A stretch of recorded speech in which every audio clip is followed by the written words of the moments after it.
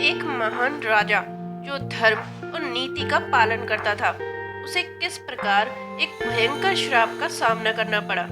कैसे उनके भाग्य ने करवट ली और मृत्यु ने उनके द्वार पर दस्तक दी। यह कहानी है राजा परीक्षित की, जो हमें जीवन, कर्म और धर्म के गूढ़ रहस्यों को सिखाती है। तो बने रहिए हमारे साथ इस वीडियो के अंत तक इस रोमांचक और रहस्यमय कथा को जानने के लिए। प्राचीन समय की बात है। महाभारत के युद्ध के बाद जब पांडवों ने हस्तिनापुर पर शासन किया, तब उनके वंशज राजा परीक्षित ने राजगद्दी संभाली। राजा परीक्षित अर्जुन के पुत्र अभिमन्यु और उत्तरा के पुत्र थे। वे कौरव पांडव युद्ध के पश्चात जन्मे थे, जब महाभारत का भीषण संग्राम समाप्त हो चुका था। वे न केवल एक पराक्रमी योद्धा थे, बल्कि धर्मपरायण और प्रजा के हितैषी राजा भी थे। उनकी शासन व्यवस्था में न्याय और सत्य की ही विजय होती थी। लेकिन उनके जीवन में एक घटना घटी, जिसने उनके भाग्य को पूरी तरह बदल दिया। आइए जानते हैं इस कथा को। उनके जन्म के समय अश्वत्थामा ने ब्रह्मास्त्र से उत्तरा के गर्भ पर प्रहार किया था, किंतु भगवान श्री कृष्ण ने अपने दिव्य योग बल से गर्भस्थ शिशु को रक्षा की। इस प्रकार परीक्षित का जन्म हुआ और वे विशेष कृपा पात्र बने। समय बीता और परीक्षित ने पांडवों से राज्य का उत्तराधिकार प्राप्त किया। वे सत्य, धर्म और न्याय के प्रतीक थे। प्रजा उनसे अत्यंत प्रेम करती थी। वे प्रतिदिन साधु संतों का आदर करते, यज्ञ हवन करवाते और भगवान का स्मरण करते। उनका राज्य वास्तव में राम राज्य के समान था। लेकिन नियति के खेल को कौन टाल सकता है। एक दिन राजा परीक्षित शिकार के लिए वन में गए। घने जंगल में उन्होंने एक मृग को देखा और उसका पीछा करने लगे।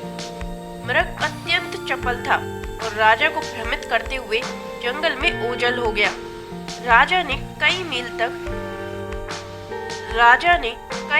तक मृग का पीछा किया, लेकिन सफलता नहीं मिली।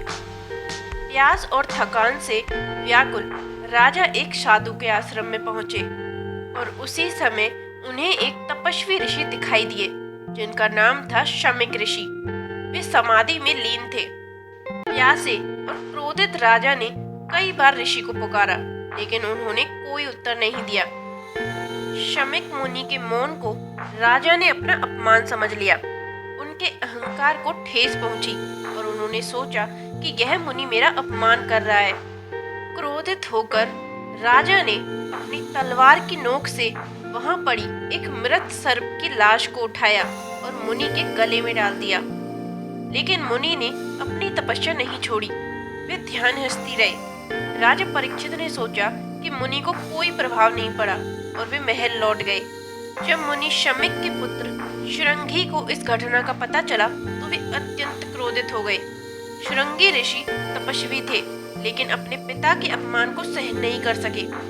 उन्होंने हाथ में जल लेकर राजा को एक भयंकर श्राप दिया।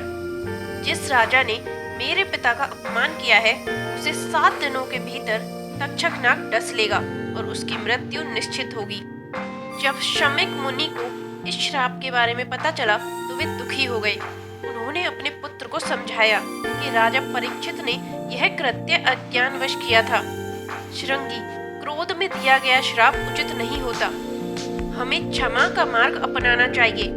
राजा परीक्षित एक धर्मपरायण राजा है, परंतु ऋषि शृंगी ने अपना श्राप वापस नहीं लिया।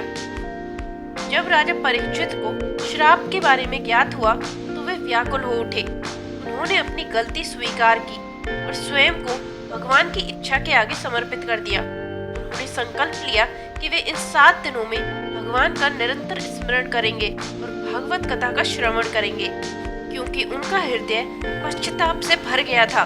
उन्होंने अपनी भूल स्वीकार की और प्रायश्चित करने का निश्चय किया। उन्होंने राजमहल छोड़कर गंगा तट पर तप करने का निर्णय लिया। परीक्षित ने अपने मृत्यु के भय को भी त्याग दिया। उसी समय महान ऋषि शुकदेव उनके समक्ष प्रकट हुए।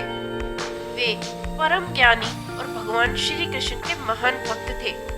शुकदेव जी ने राजा परीक्षित को श्रीमद् भगवत महापुराण की कथा सुनाई। इस कथा के माध्यम से राजा ने अपने मन को भगवान की भक्ति में लीन कर लिया। शुकदेव ने कहा, हे राजन, मृत्यु असंभवभावी है, किंतु जो भगवान की कथा में लीन हो जाता है उसके लिए मृत्यु भी मोक्ष का द्वार बन जाती है। 7वें दिन जैसे ही तक्षक नाग प्रकट हुआ, राजा परीक्षित भगवान भक्ति में लीन थे। तक्षक ने उन्हें डसा और उनके शरीर ने इस संसार को त्याग दिया, लेकिन परीक्षित की आत्मा ने मोक्ष प्राप्त कर लिया। राजा समस्त भौतिक मोह माया से मुक्त हो चुके थे। उन्होंने परमात्मा में अपनी आत्मा को विलीन कर लिया था। राजा परीक्षित की कथा हमें सिखाती है कि क्रोध और अहंकार के वशीभूत होकर हम किस प्रकार अपने विनाश को आमंत्रित कर सकते हैं। साथ ही यह कथा हमें यह भी सिखाती है कि आत्मज्ञान और भगवान की भक्ति के माध्यम से हर बाधा को पार किया जा सकता है, क्योंकि अतंत्य मृत्यु केवल देह का अंत है, आत्मा तो अमर है। जो व्यक्ति सत्य के मार्ग पर चलता है उसका जीवन और मृत्यु दोनों ही पावन हो जाते हैं। राजा परीक्षित ने मृत्यु को भी स्वीकार करते हुए परमात्मा की शरण ली और मोक्ष को प्राप्त किया। यदि आपको यह कथा प्रेरणादायक लगी हो तो इसे लाइक, शेयर और सब्सक्राइब करना ना भूलें। इस वीडियो को लाइक जरूर करें और अपने दोस्तों और परिवार वालों के साथ शेयर करें। ऐसे ही रोचक वीडियो जानने के लिए हमारे चैनल को सब्सक्राइब करें। हम फिर मिलेंगे एक और रोचक और रहस्यमय कथा के साथ, क्योंकि हर कथा में छुपा है जीवन का सार, बस देखने की दृष्टि चाहिए। जय श्री कृष्ण।